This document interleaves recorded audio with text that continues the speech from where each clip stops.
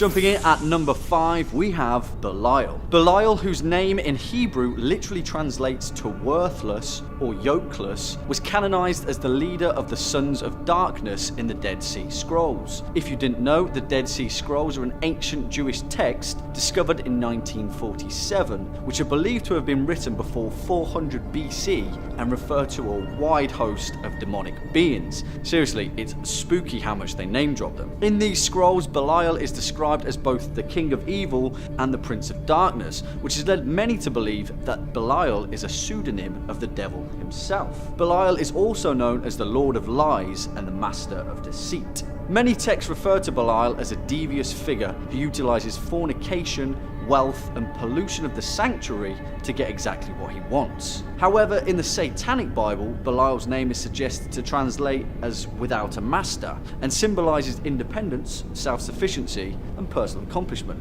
It begs the question, whose side is Belial really on? Coming up at number 4, we have Surgat. In Latin, Surgat literally translates to rise and is the physical manifestation of rebellion and opposition. His angelic opposite is Aquiel. To be honest, Surgat is a minor demon and is pretty weak sauce compared to some of the guys on this list. But the thing that makes him pretty terrifying is his brush with a particular pope. Written between 1150 and 1227, the Grimoire of Honorius was written by Pope Honorius III with the intention of being specifically used by a priest. Pope Honorius was obsessed with the thought of Satan invading the mortal realm, and so began preparing the Catholic Church for a war. He wrote down his findings in this forgotten grimoire, which wasn't unearthed until 1760. Honorius began his training by purposefully summoning demons, and then banishing them again in a sort of weird, spooky, demonic boxing session. It proved quite effective, and the Pope soon started to get a handle on the armies of hell. He'd write down the name of each demon he fought and leave an elaborate explanation of their strengths and weaknesses.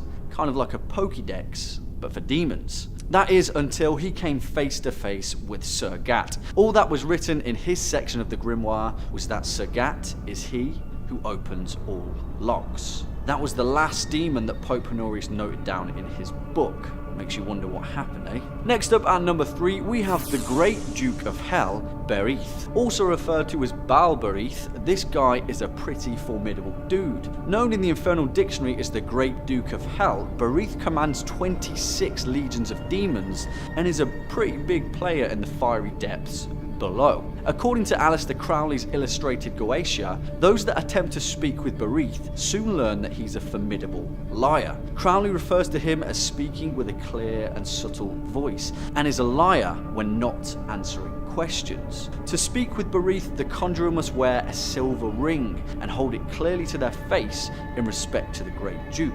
If not, Berith will consume the conjurer for not sincerely paying their respects. Berith is often depicted as a soldier, dressed in red clothes, riding a red horse and wearing a golden crown. His main function is to corrupt those that crave power, and is often found lingering on both sides of a war. In 1612, a nun from Aix-en-Provence was possessed by Berith. During the exorcism, Berith gave up his own name, as well as the names of all the other demons possessing her, but also the names of the saints who would be most effective in opposing them. That guy loves a good fight. Bringing it up at the rear at number 2, we have Pazuzu. Dating back to ancient Mesopotamia, Pazuzu is the king of the demons of the wind. He is the bearer of storms and the bringer of drought, and is often depicted with the body of a man, the head of a dog, and the talons of an eagle. In the possession case of Roland Doe, the story that inspired The Exorcist, Pazuzu is the chief demon that possesses the boy. He is known to be an incredibly intelligent demon, and is renowned for scheming and corrupting the pure of heart. He takes most pleasure, though, from corrupting the purest of the pure, and is often depicted trying to possess children for sport. It is also thought that Pazuzu predates most other demons, and is thought to be an Oberith, an ancient evil that manifested itself from the abyss and has been tied to Earth for millions of years. Strangely though, Pazuzu finds reference in a huge number of ancient societies, from Mesopotamia to Sumeria to ancient Babylon. In some, he is revered as a savior and protector, others a demon who should never be summoned. Followers of the Oberith often carve wooden statues of the the demon and worship him in the hope that Pazuzu will one day reveal his true name to them. No thanks. And coming in at the top spot, number 1, we have Azazel. Azazel, or Satan, or Lucifer, or the devil, or Baphomet. You know this guy. He's the king of all demonic possession, and he loves nothing more than a group of teenagers standing around a pentagram and beckoning him forward into the mortal realm. The Horn Prince is heavily related to the image of the goat, and we often see him depicted with hooves, horns, and a tail. But this actually has some substance to it. In Abrahamic society, a priest would whisper the prayers of a village into the ears of a goat, and then sacrifice it in the hopes that their prayers would be answered. But in fear of Azazel corrupting the goat, they select an extra goat, often referred to as a scapegoat, and use it as a decoy. They'd then send it out into the desert, hoping they'd wasted a little bit of time for the devil.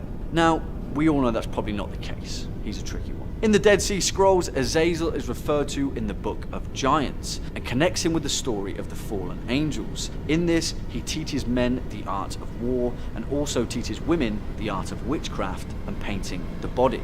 Generally, Azazel pops up in pretty much every possession story ever, and it's probably wiser just to avoid him altogether. Speak of the devil, and the devil shall. Coming in at number 5, we've got Danny / Malfador. Well, we'll kick it off pretty simple with a throwback to the horror movies of the 80s. Witchboard is a Ouija-themed romp through the mean streets of California, ranging from house parties to construction sites to an ever-infamous lake sequence. It's pretty cheesy, but there are definitely some good bits if you're into 80s horror. We kick off the introduction to evil presences with a good old-fashioned group session. While her boyfriend is off getting drunk, Linda gets her hands on her ex's Ouija board and summons a presence in front of a crowd, and that is not a euphemism. The partygoers meet Danny, a young boy who died a tragic death and is now communicating with everyone through the board. Things get heated between Linda's current and ex-boyfriends, which results in Danny slashing the tires of a car. Whoops. Danny's still a good kid though. The next day, Linda decides to call up Danny again and see how he's doing, but this time she brings out the board all alone without any guidance. Bad call, as the presence that shows up says he's Danny but is hiding his true identity.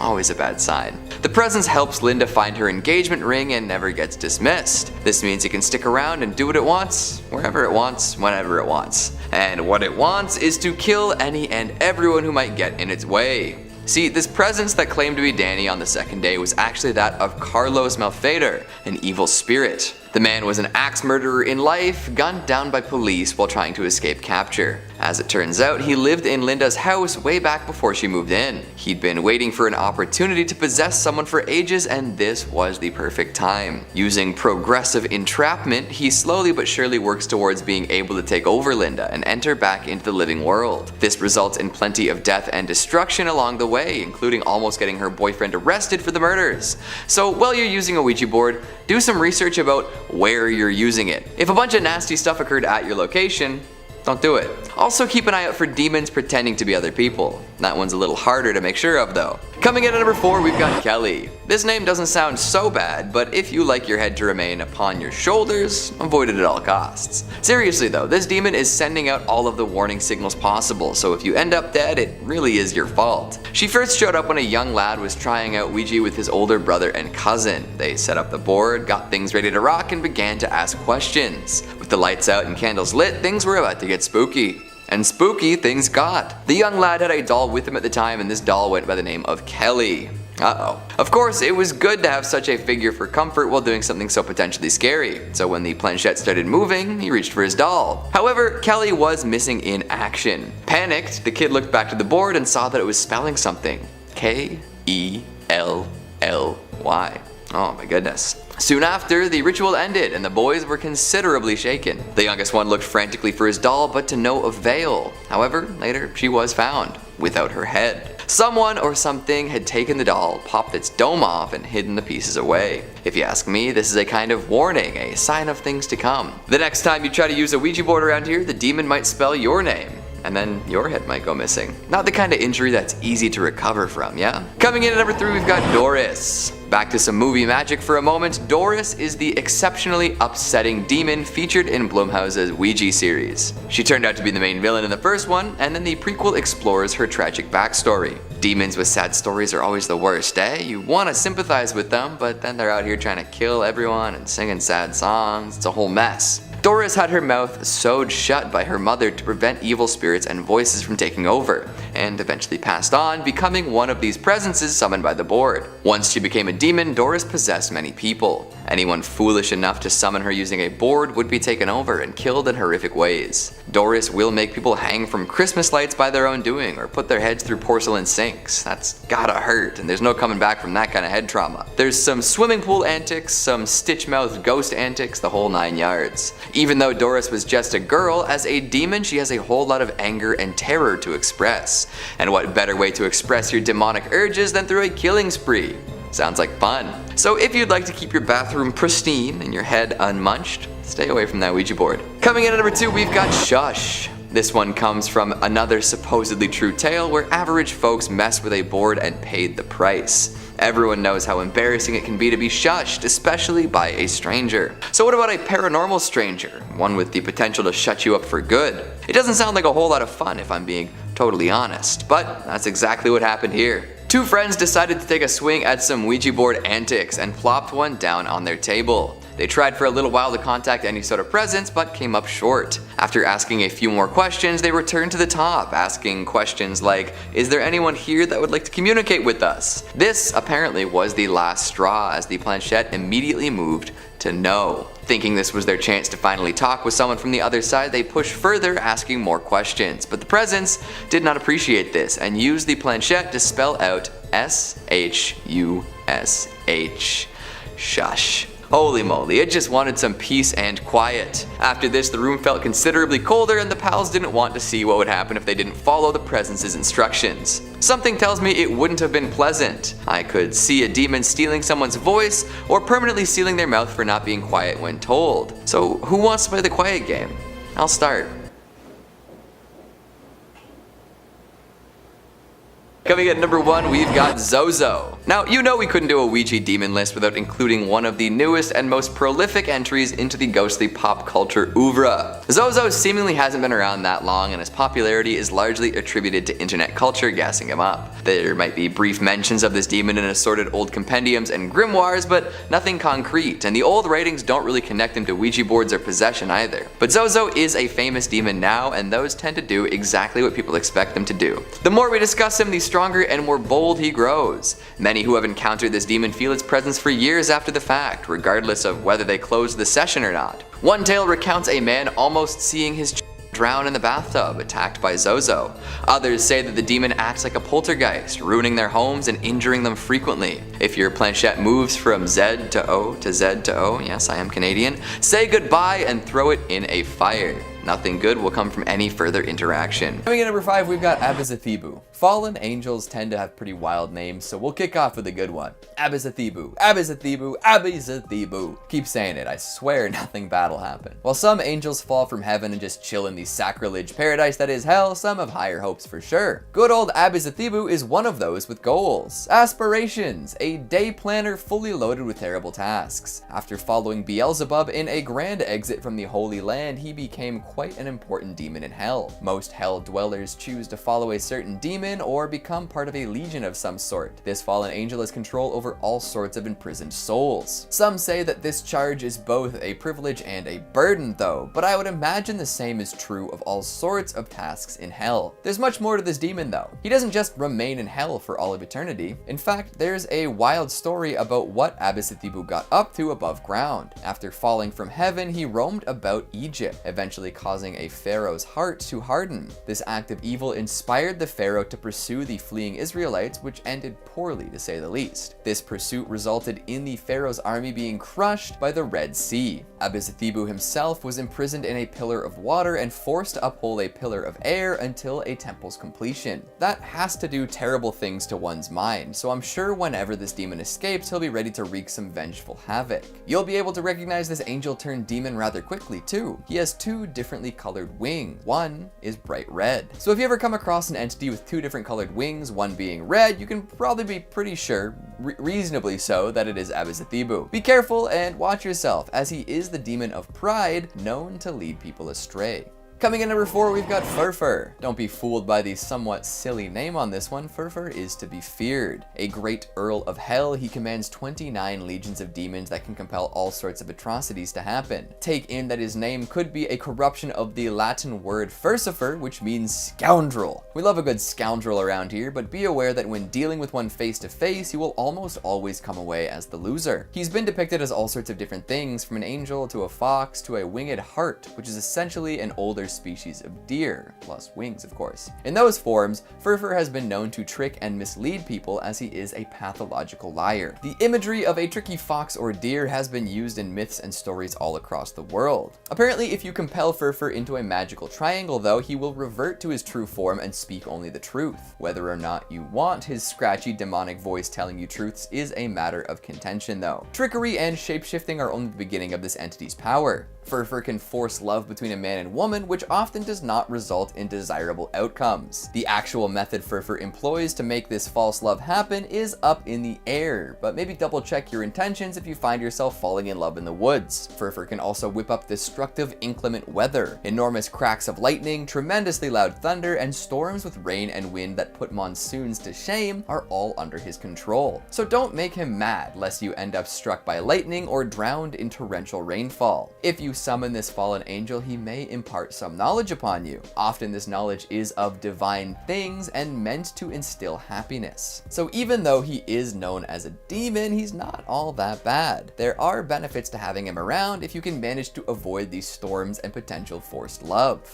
Coming at number 3, we've got Adramelech. Possibly an ex-angel, possibly a Sumerian sun god, Adramelech is worshipped by people around the world who wish to offer up sacrifices in exchange for power and wealth. Here's a fun fact: not only is he a chieftain of hell, he's also got a whole bevy of other interesting hellish responsibilities. Firstly, he's the Great Chancellor of Demons, which is pretty neat. He's also president of the Devil's General Council. Who knew the demons were so democratic and well organized? But here's the kicker, my favorite fact about Adramelech. He is the governor of the Devil's Wardrobe. Tell me you wouldn't want some fashion tips from the Devil's Wardrobe governor. Some seriously killer style on this dude. Probably has one of the original pairs of Satan shoes and everything. To ensure that he looks the part, he takes on the form of either a humanoid mule or a peacock. Or maybe sometimes he's a mule-peacock hybrid. All the above are probably true in some capacity. Be warned, even if you do encounter a fabulously dressed mule peacock man, he's not to be approached. He's described as an enemy of God, greater in ambition, guile, and mischief than Satan. A fiend more cursed, a deeper hypocrite. And we hear a lot of bad things about Satan all the time, so if Adramelech is worse and more cursed than the big guy down there, then we're in for some trouble. Maybe that's why all those hardcore streetwear enthusiasts are so pure evil. They're just channeling Adramelech. Coming in at number 2, we've got Andras. Now we're getting into some hardcore ones. Sure, we started with some fallen angels who might have a violent tendency or two, or compel people to act in ways that contradict their morals, but that's all just part of life, right? Andras is straight up evil. He is powerful, deadly evil. The Grand Marquis of Hell, 63rd of the 72 Spirits of Solomon, and commanding 30 legions of demons.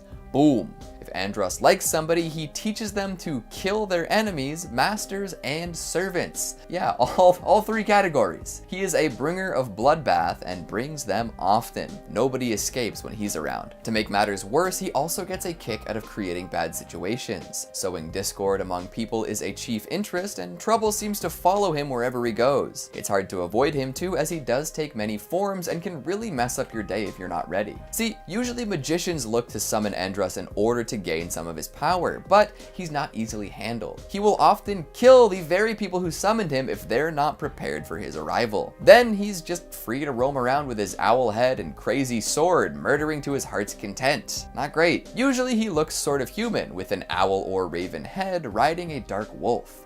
very majestic, very cool, very dangerous. Seriously, watch yourself if you even catch a whiff of Andros activity. And finally at number 1, we've got Beelzebub. Somebody told me he's got a devil set aside, but I'm not really sure what to make about that. There's also talk of Beelzebub being pretty wicked with the guitar and him stealing a whole lot of souls with it. This is all just hearsay, mind you, so take it with a grain of salt. However, the mythical Beelzebub, famous fallen angel, does have a lot written about him in religious and historical texts. His name means Lord of the Flies, and he rules over those nasty little buggers down in hell. A third fallen angel after Lucifer and Leviathan, Beelzebub has a lot of sway in the lake of fire. He's Lucifer's chief lieutenant and wears that title with pride. And speaking of pride, he's also the demon of pride. Also gluttony, also the prince of false gods. Witches love him, as they often mention him as an object of desire, and Beelzebub is a name that popped up quite a bit during the Salem witch trials. His presence is everywhere, and many folks blame him for all sorts of demonic possessions throughout history. Just an absolute all-star when it comes to demonic activities. No wonder he's referenced so much in literature, music, movies, and more. Boy, howdy. Who knew angels could commit to such hard pivots? There are more of these than I originally thought, especially when you delve a little deeper. Makes me wonder what the angels who are still currently being angelic are up to. Coming in at number 5, we have Azazel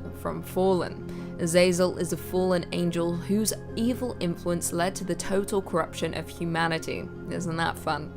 Due to being the leader among the fallen angels, the Jewish Book of Enoch commands its readers to ascribe all sin to him.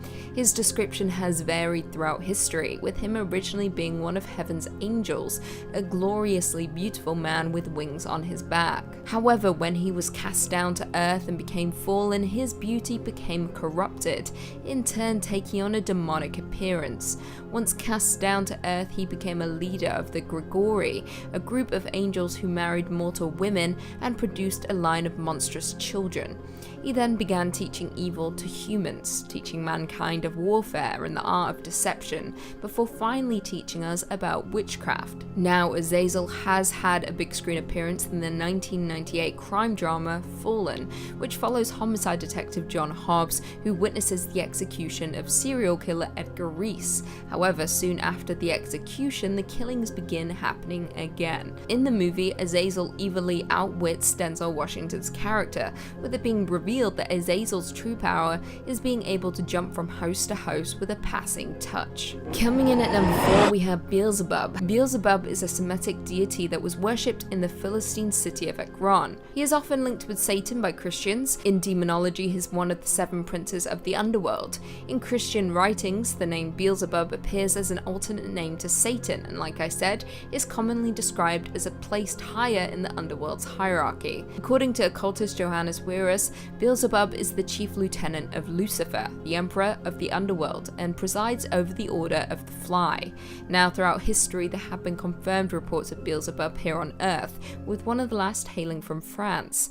It began in the early 1600s when a young nun called Madeleine began having fits, shouting obscenities and making claims she had engaged in lewd sexual acts with demons and witches. It was ultimately decided that she was possessed by none other than Satan himself, aka Beelzebub. The possession only worsened from there, with them being forced to bring in Sebastian Michele, the local Grand Inquisitor, to aid in an exorcism. Coming in at number 3, we have Payment from Hereditary.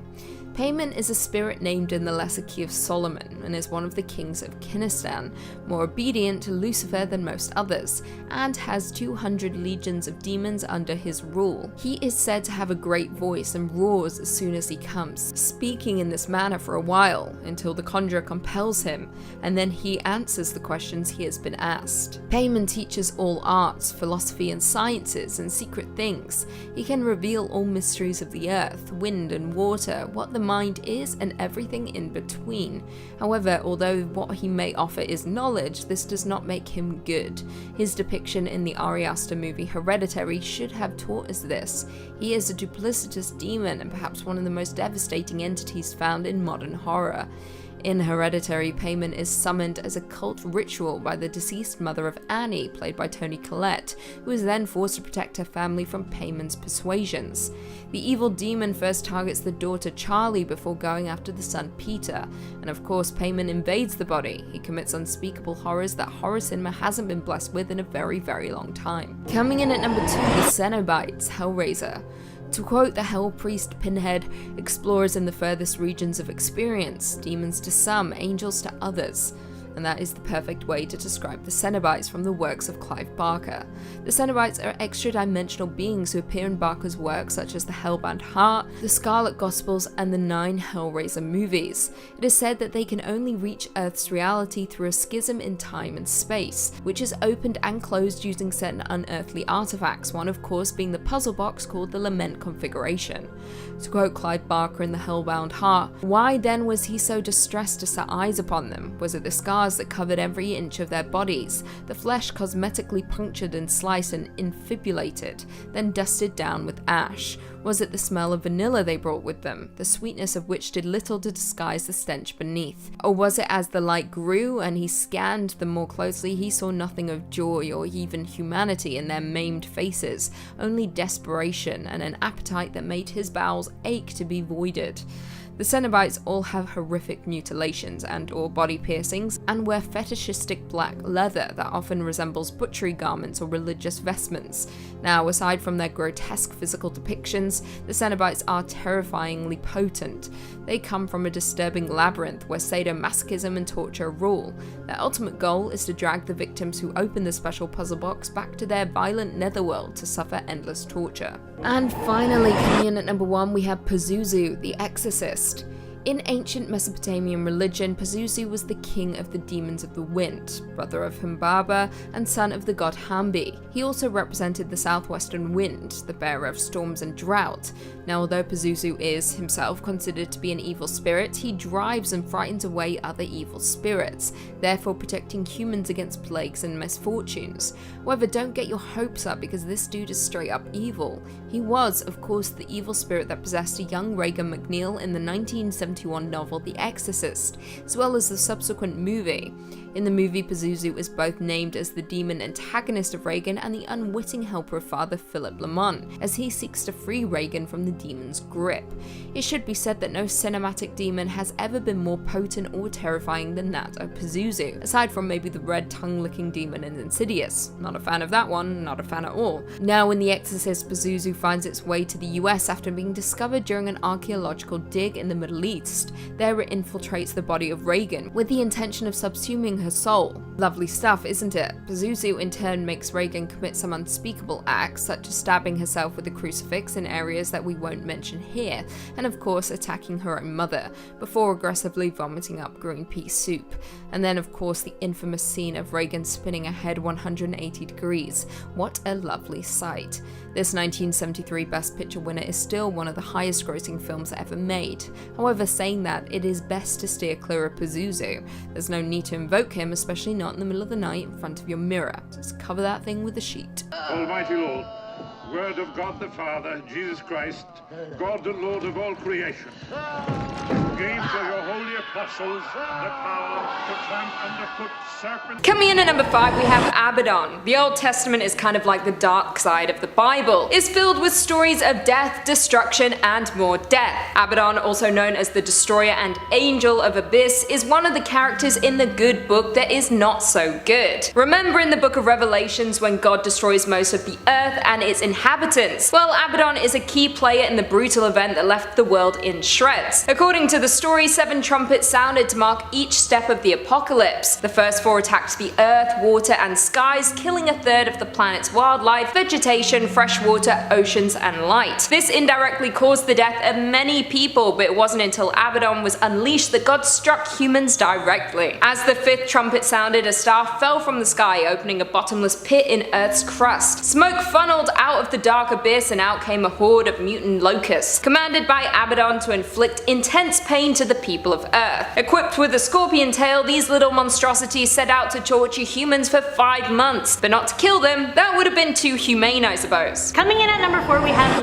Legion. Perhaps the most haunting story in the New Testament is that of Legion. He lived among the dead deep within the tombs, appearing not much more alive than a corpse. At night, the townspeople would hear his screams and avoid the man said to be possessed by the unclean spirits, also known as demons. No longer could they control him, he kept breaking loose from the chains that bound him at his wrists and ankles. Night and day he wandered the wild while cutting his own flesh with sharp stones and shrieking in agony. One day while traveling along the lake to the region of the Gerasenes, Jesus gets out of his boat and is abrasively approached by the man of no name. Dropping to his knees before him, the man begs Jesus not to torture him, for the Lord had commanded the evil spirits to emerge. Jesus then asked, "What is your name?" To which the possessed man replied, "My name is Legion, for we are many." Fearing that they would be cast away into the abyss, the many demons that possessed the man asked to be sent along the pigs in the nearby hillside. Jesus granted the demons permission, and off they went to the thousands of pigs. Now possessed by the evil spirits, the herd plunged to their death and were drowned in the lake below. This man was finally free from the legion of demons. Coming in at number 3 is Berith or Baalberith. In Christian demonology, this demon is considered the chief secretary of the underworld or Great Duke of Hell. This high-ranking official is often seen as the same as Beelzebub in some theories, but in this context they're not to be confused. His name apparently means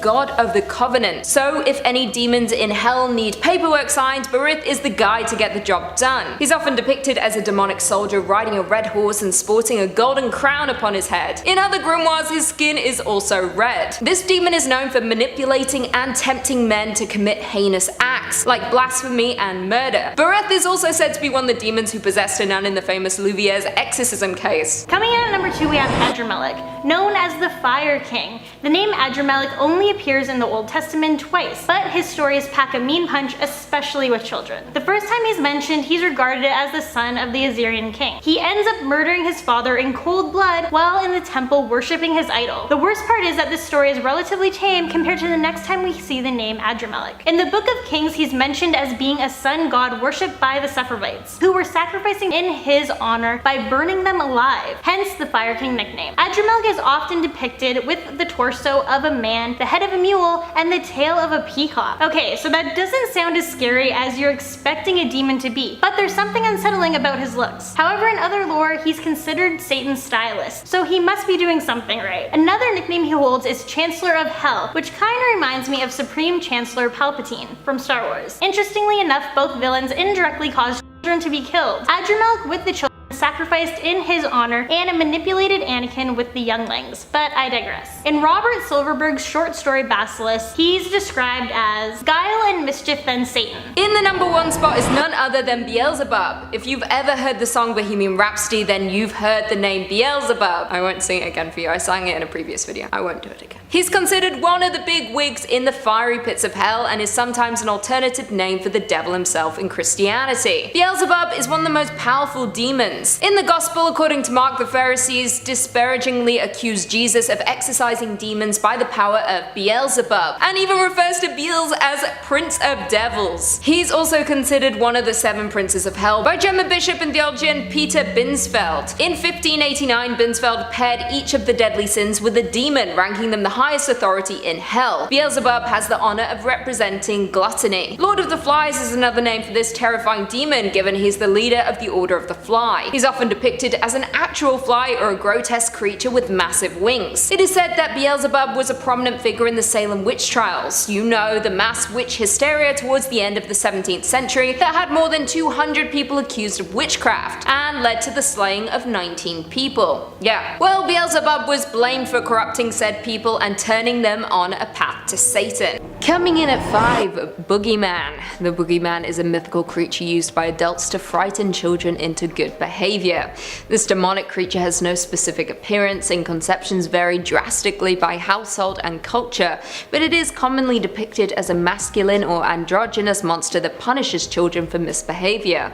The Boogeyman, or a somewhat related creature, can be found in every culture, and is used for scaring children into good behavior depending on what purpose needs serving, often based on a warning from the child's authority figure. The term Boogeyman is sometimes used as a non-specific personification or metonym for terror, and in some cases, the devil. While the description of the Boogeyman differs on cultural levels, there are often some shared similarities to the creatures. Many of these demonic creatures are depicted as having claws, talons, and sharp teeth. Along with that, the majority of boogeymen are of the spirit variety, while the minority are demons, witches, and other legendary creatures. Some are even described to have certain animal features such as horns, hooves, and bug-like appearances. When examining the personality traits of the boogeyman, they are most easily divided into 3 categories: the kind that punish misbehaved children, the kind that are more prone to violence, and the kind that protect the innocent. However, they all relate in the same way, being that they all exist to teach young children a lesson. The more vicious boogeymen are said to steal children at night and even eat them. Sucks to be those kids. Coming in at number 4, Annabelle.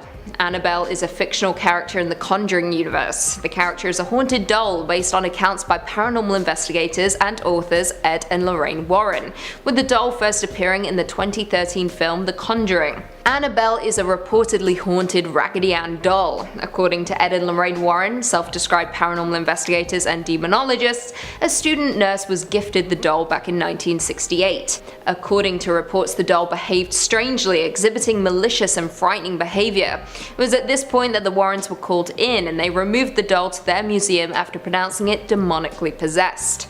The doll was kept in a glass box at the Warrens Occult Museum in Monroe, Connecticut. The story served as an inspiration for the opening scene of The Conjuring, where the doll is depicted as a sinister, worn-out porcelain doll, as well as its spin-offs, Annabelle, Annabelle Creation, and Annabelle Comes Home. In the Conjuring universe, the doll is a powerful demonic entity that, despite being able to exist independently, frequently latches onto a porcelain doll to torment those who own it. Annabelle is considered the most dangerous and powerful, and has a weird habit of wandering around unseen.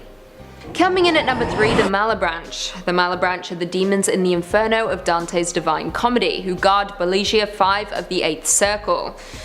Vulgar and quarrelsome, their duty is to force the corrupt politicians to stay under the surface of a boiling lake of pitch. When Dante and Virgil meet them, the leader of the Malebranche, Malacoda, assigns a troop to escort the poets safely to the next bridge. Many of the bridges were destroyed in the earthquakes that happened at the death of Christ, which Malacoda describes enabling the time this takes place to be calculated. The troop hook and torment one of the Barretters, identified by early commentators as Ciampolo, whose names some Italian grafters, and then tricks the Malebranche in order to escape back into the pitch. The demons are dishonest and malicious. The promise of safe conduct the poets have received turns out to have limited value, and there is no next bridge, so that Dante and Virgil are forced to escape from them. Coming in at number 2, Mundus. Mundus, also known as the Prince of Darkness, is a devil prince from Devil May Cry who ruled the demon world 2,000 years ago, overthrowing the previous rule of the demon world and threatening the human world. Sometime after conquering the devil's throne, Mundus's rule was challenged by the demon god Argosax, and a great war followed that divided the underworld into 2 sides. Upon trying to take over the human world, the demon swordsman Sparda rebelled and defeated him and his enemies, sealing him away in a vault on Mallet Island. To quote Tomio Otsubu, "Visually he looks like a god. He purposely makes himself look godlike, so we took that to heart by making his silhouette godly and majestic." The crumbling second form is meant to show how pitiful he really is in contrast with the majesty of that first form. Mundus's appearance when he battles Dante is that of a gigantic living statue of an aging muscular bearded man with enormous feathered wings, resembling figures such as Zeus or even God. During his final battle with Dante, portions of the statue began to break away, revealing a grotesque writhing mass of living tissue, with 3 eyeballs and hundreds of hands coming out of it. In the game, he is depicted as the epitome of evil. He has no compassion for his minions and acts without regard to their loyalty, killing one of his own generals, Griffin, after the latter failed to defeat Dante. His powers include supernatural strength, supernatural durability, demonic energy, manipulation, and flight. He also is capable of demon creation, mind manipulation, power augmentation, as well as orb summoning. And finally, coming in at number 1, Payman. King Payman is a spirit named in the Lesser Key of Solomon and appears as the 9th spirit in the Gosha, the 22nd spirit in the Pseudo-Monarchia Daemonim, and the Dictionary Infernal. The Gosha, Wea, and Duplanty warn that if King Payman appears alone, a sacrifice must be made to summon Babel and Abalam, 2 kings who serve under him but do not always accompany him. These 3 sources also state that he rules 200 legions of spirits, some of which are of the order of angels and the rest powers. In the Gosha, Wea, Duplanty, Clancy and Sloan MS-3824, he is described as a man riding a dromedary camel, preceded by men playing loud music, usually trumpets. Sloan MS-3824 describes the camel as crowned, while the rest describe King Payman himself as crowned. The Gosha and Weya both describe him as teaching science and answering all questions, specifying that his knowledge includes all arts and secret things such as knowledge regarding the earth, its waters, and the winds. The Gosha and the Weya also claim that he has the ability to bestow dignities and lordships, as well as credit him with granting familiars.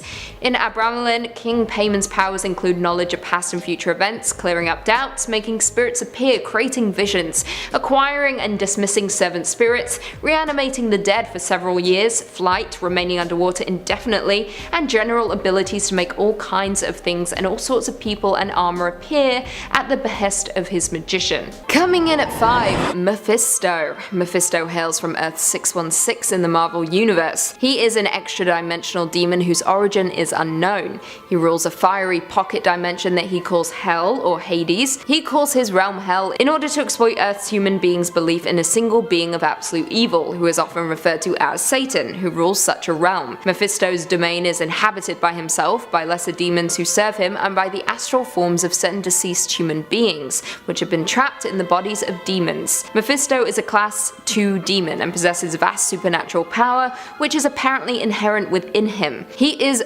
energized by sources of evil in the human world: superhuman strength, superhuman speed, superhuman stamina, superhuman durability, regenerative healing factor, immortality, magical manipulation, shapeshifting, ensnare astral bodies, dimensional entrapment, netherworld dimensional power tap, reality manipulation, penance stare, immunity, and medium awareness. He is an experienced and highly skilled liar and strategist. He is also a highly skilled sorcerer with near infinite knowledge of arcane and occult subjects. Despite his immense power, Mephisto does have several significant limitations. He is unable to force the subjugation of any sentient being's will to his own without that being's deliberate submission. He is also incapable of reading the thoughts of any sentient being. Despite being one of the most powerful and evil people in all of existence, he was involved in one of the dumbest Marvel storylines, which saw him use his powers to divorce Peter Parker and Mary Jane Watson. Coming in at number 4, Ogdru Jahad. Ogdru Jahad, also referred to as the Ogdru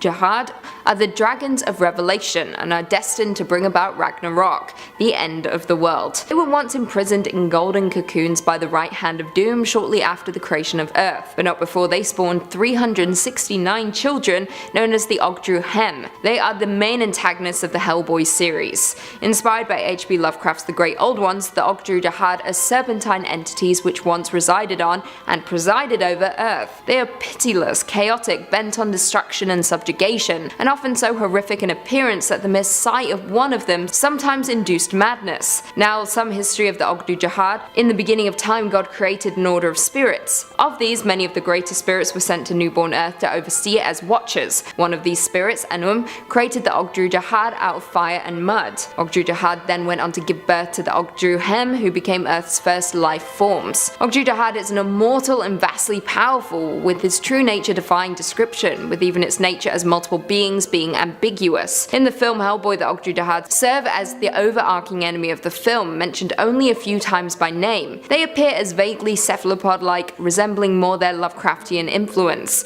They are encased in their crystal shells somewhere in outer space. Coming in at number 3, Malganis. Malganis was one of the Nathrazim sent by Archimonde as a jailer of the Lich King in World of Warcraft. He was chosen to head up the plot to turn Prince Arthur's Menethil to darkness and make him the Lich King's greatest champion. Later he led the Scarlet Onslaught under the guise of Barian Westwind. During the breaking of Ner'zhul at the Kil'jaeden's command, a group of dreadlords including Malganis tortured the orc shaman Ner'zhul after he had escaped from Draenor to the Twisting Nether. However, with his sanity cracking, Malganis would eventually agree to serve Kil'jaeden. Now, Malganis is the final boss in the Starthrone of the Past, the fourth wing of the Caverns of Time that opened with the release of World of Warcraft, Wrath of the Lich King. In the Warcraft 3 scenario, The Culling, Malganis would always resurrect after a certain period and return to continue his corruption of the city. Malganis is one of the many demons summoned by Gul'dan in front of the tomb of Sargeras to attack the force of Azeroth in the climactic, disastrous battle at the Broken Shore. He has not appeared since, and his location is unknown. In at 2, the God God Hand. The God Hand from the manga Berserk is a quantum verite of demon sovereigns who act as executors of the idea of evil's will by virtue of their desires being intrinsic to the entity. As the most powerful of demon kind, they reign over apostles as their masters. They are also responsible for granting normal bearers their reincarnated status of being in exchange for a sacrifice. They have also orchestrated large events that affected the course of humanity, as well as the state of the macrocosm. Now it is worth noting that each member of the God Hand was once human and is a previous owner of the Crimson Beherit, which distinguished them as individuals destined to be reborn as the demon sovereigns they currently serve as. The God Hand is composed of the most powerful 5 of demon kind, so dominant that even the strongest of apostles are unquestionably subservient to them. They each possess specific reality-altering abilities, including spatial, physical, and metaphysical manipulation. Having molded their forms out of huge swells of collective human negativity, the God Hand exists in essence anywhere large concentrations of human thought swirl.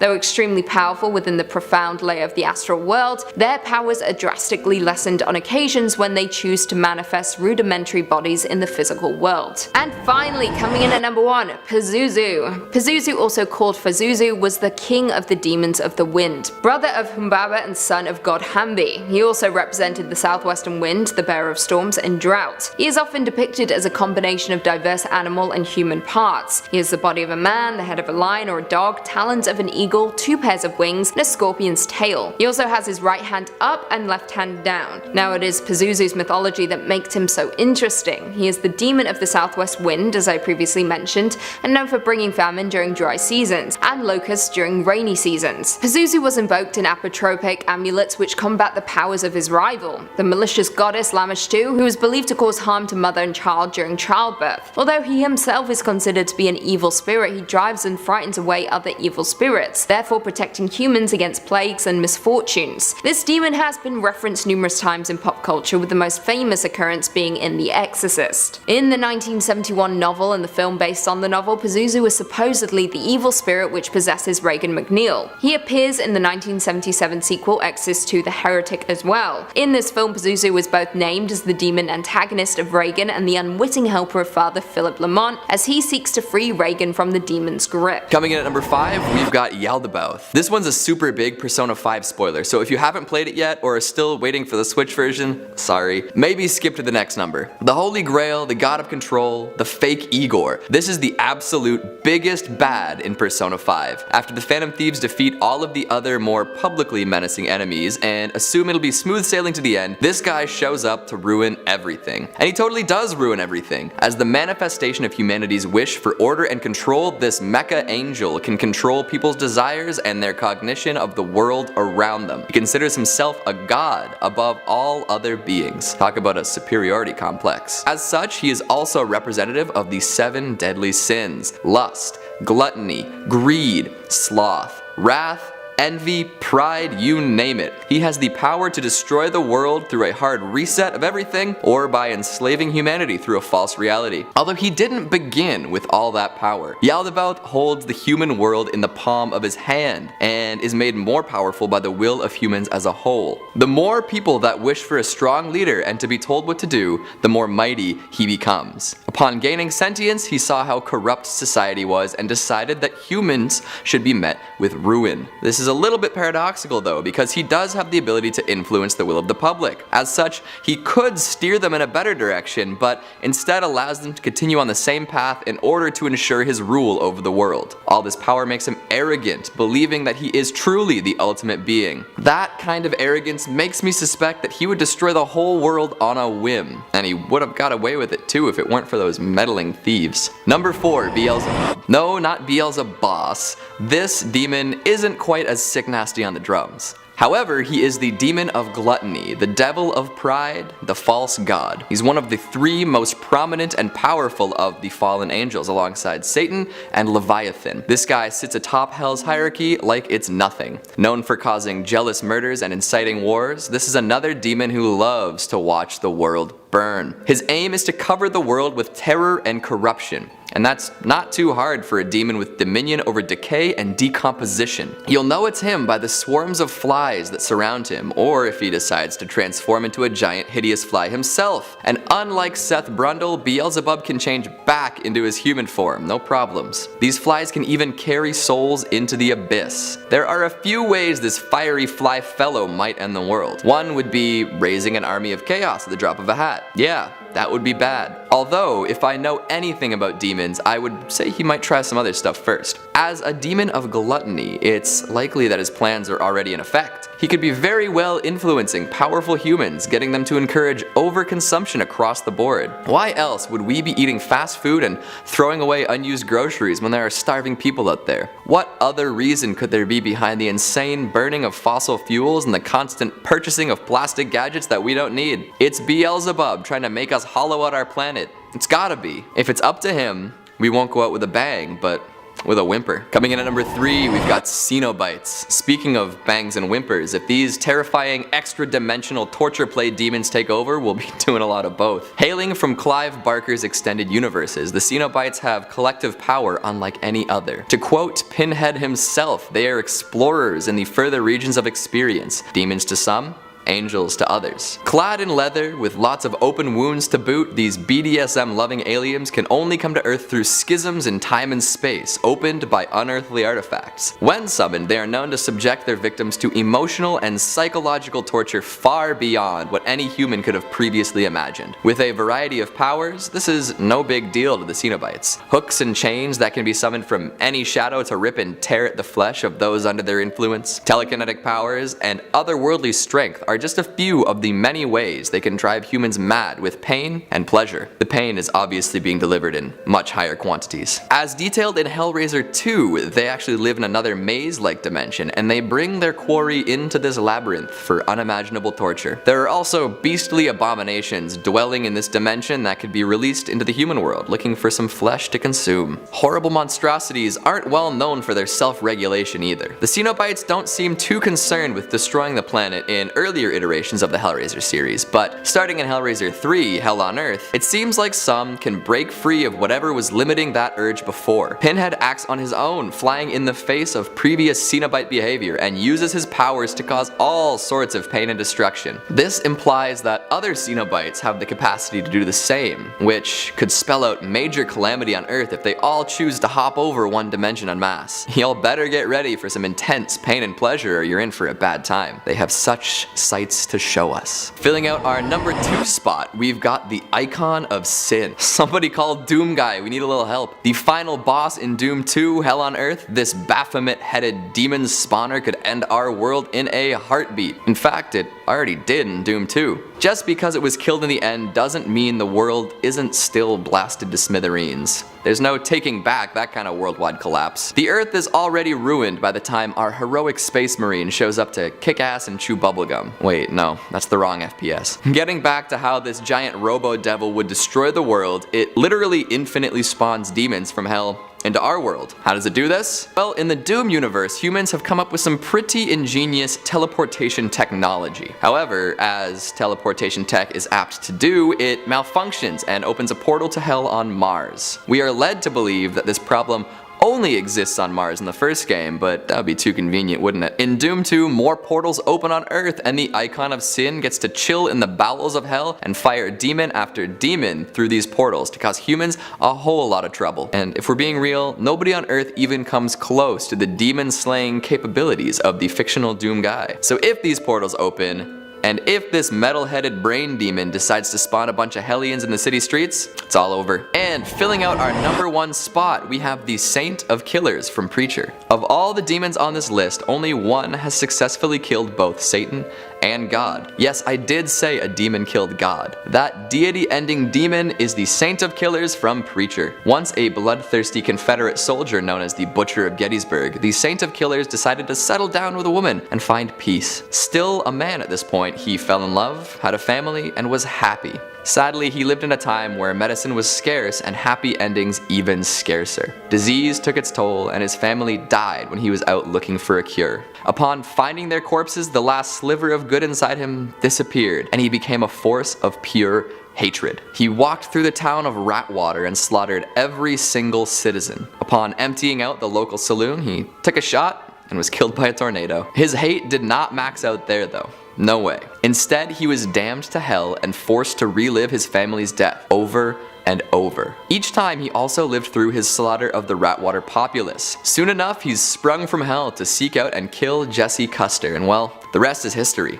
Immortal and on a bloody quest for revenge against the world, the Saint of Killers is a killing machine. I mean, you probably got that bit from his name. His guns, a pair of Colt 1847 Walkers, were gifted to him by the Angel of Death. They never run out of ammunition, they never jam, and they are omni-deadly. That means they will not miss their target, and one shot will always kill, regardless of circumstance. It's like aimbot in real life. Can't kick this guy from the lobby. The guns can penetrate a dozen walls and actually drill a hole from one end of the earth to the other. Plus, he retains them even after dying, which coincidentally is how he kills God. So now he's up in heaven ruling over paradise. And if he chose to do so, he could kill every last person on earth without breaking a sweat. And knowing the amount of hatred deep in his heart, he probably would without a second thought. Coming in at number 5, we have the Ferryman. This is a demon who appears for a short amount of time in a movie that I didn't particularly enjoy, but he's certainly made an impact on a lot of people, that's for sure.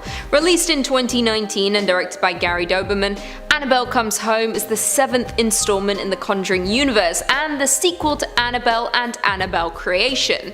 Starring the likes of McKenna Grace, Madison Iseman, and Katie Saariv, along with Vera Farmiga and Patrick Wilson, the film follows the Warrens' child Judy, who is left alone with her babysitter when her parents go to investigate a case. However, when an unexpected guest arrives, Annabelle is set free, and demonic activity spirals inside of the home. Now, we're not going to be focusing on Annabelle for this number, we're saving her for later. Instead, we'll be discussing the Ferryman. The Ferryman is one of the many antagonists in the Conjuring franchise, making his first appearance in Annabelle Comes Home. He is a dark and evil spirit who is rumored to take souls to the afterlife for a price, but instead of delivering them to the afterlife, he collects them and tortures them.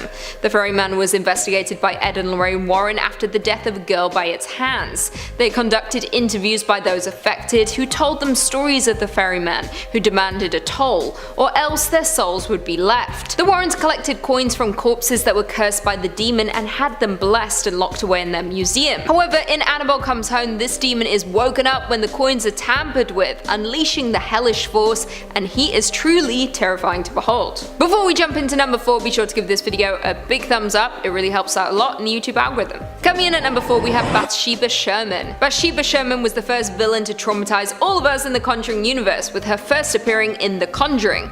Released in 2013 and directed by James Wan, The Conjuring of course stars Patrick Wilson and Vera Farmiga as Ed and Lorraine Warren, paranormal investigators famous for being involved in prominent cases of hauntings, including the Amityville Horror. In the movie, the couple are contacted by the Perrons, a family who recently moved into a farmhouse and become tormented by a demonic presence inside of the home, with Ed and Lorraine Warren attempting to rid the family of the entity. Now, Bathsheba Sherman is the main antagonist of The Conjuring. She torments the family and possesses the mother Carolyn. Now, Bathsheba was a woman born in 1812 who was said to be related to a woman executed for witchcraft in Salem back in 1692. Jumping forward in time, she went on to marry a rich farmer and gave birth to a child. However, she attempted to use this child as a sacrifice to the devil, but was ultimately caught by her husband.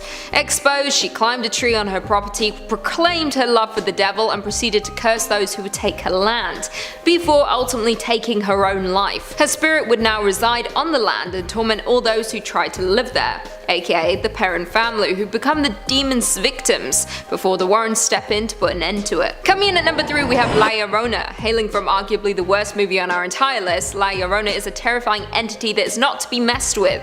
Released in 2019 and directed by Michael Chavez, The Curse of La Llorona Llorona is a supernatural horror starring the likes of Linda Cardellini, Raymond Cruz, and Patricia Velasquez, and follows a mother in 1973 who must save her children from a malevolent spirit named La Llorona and wishes to steal them.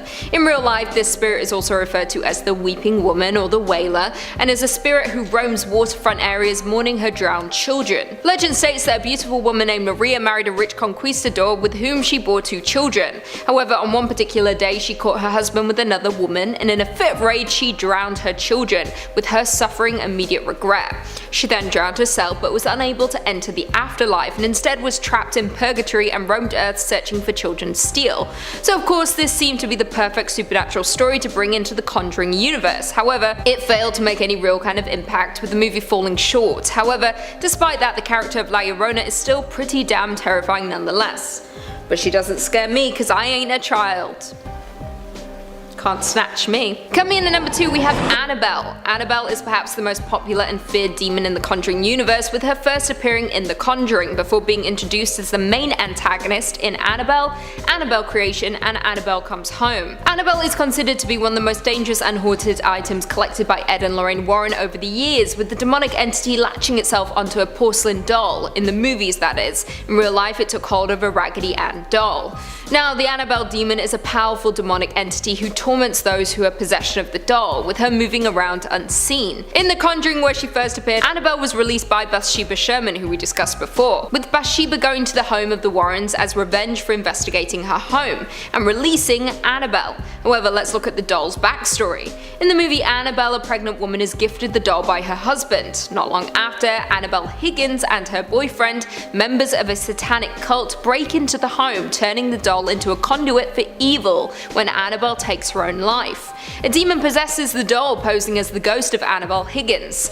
We quickly discover how truly powerful Annabelle is when she begins to attract spirits from a nearby graveyard as the Warrens are attempting to transport her to their home. They manage to fashion a case out of glass from a decommissioned church though, and the evil is contained. But for how long? And finally, in at number 1 we have Valak, the nun. I mean, there is no demon stronger and more terrifying than the evil Valak, who first appeared in The Conjuring 2 before being the main antagonist in the prequel movie The Nun.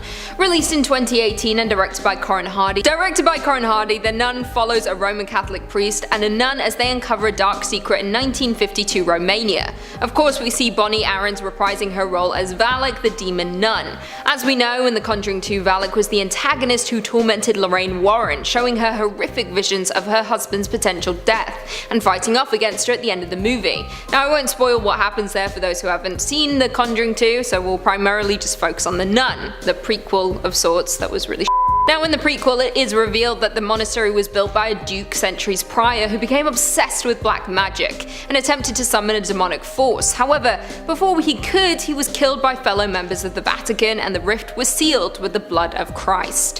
When the monastery gets bombed during World War II, the evil spirit is released and takes on the form of a nun, with the demon being revealed to be Valak, who is now walking freely around the monastery every night, killing people one by one. She is truly terrifying in her physical form as the nun, and is utterly relentless and despicable. She rarely speaks but is wickedly smart, even tricking the Warrens in The Conjuring 2. She also teamed up with Annabelle, making for 2 formidable yet terrifying opponents.